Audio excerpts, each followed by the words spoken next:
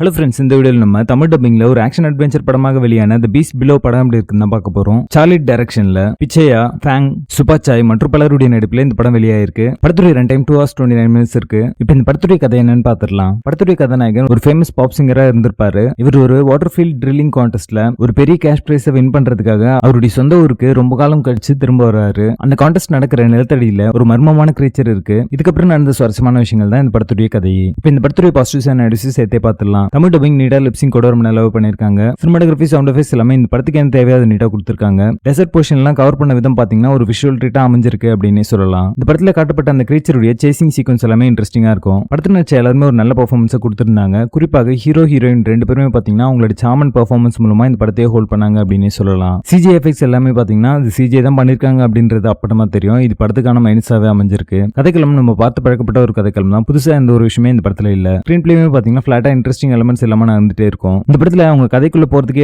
நிறைய டைம் எடுத்துப்பாங்க. அதனாலேயே பாத்தீங்கன்னா நிறைய சீக்வன்சஸ் லேக் ஆக தான் செய்யுது. ஹியூமர் போர்ஷன் எல்லாம் பெருசா ஒர்க் அவுட் ஆகல. நிறைய சீக்வன்சஸ் பாத்தீங்கன்னா ஒரு ஹிட் அண்ட் மிஸ் தான் இருந்திருக்கு. கேரக்டர் ஆர்க் அண்ட் டெவலப்மெண்ட் சரியா பண்ணல. சோ இந்த கேரக்டர்ஸ்மே நம்மளுக்கு கனெக்ட் ஆகல. ஜஸ்ட் லைக் தட் ஏதோ ஓடிட்டு இருக்கு அப்படின்ற மாதிரி தான் நம்ம படம் பார்த்துட்டு இருப்போம். படம் முழுக்க ஃபாலோ பண்ற மாதிரியான ஒரு லைக்கபிள் கேரக்டர் மிஸ்ஸிங்கா இருக்கு. படத்துல ரீமேக்ஸ் சம பண்ணி ஒரு நல்ல கிளைமேக்ஸ் கொடுக்க தவறிட்டாங்க. படத்துல பேசிங் ஆவரேஜா இருக்கும். மொத்தத்துல இது ஒரு பிலோ ஆவரேஜ் ஆக்ஷன் அட்வென்ச்சர் படமாக வந்திருக்கு. படத்துல அடல்ட் கண்டென்ட் இல்ல. இந்த படத்தை நீங்க ஃபேமிலியோட பார்க்கலாம். தி பீஸ்ட் பிலோ படத்துக்கு எங்களோட ரேட்டிங் 4 out of 10.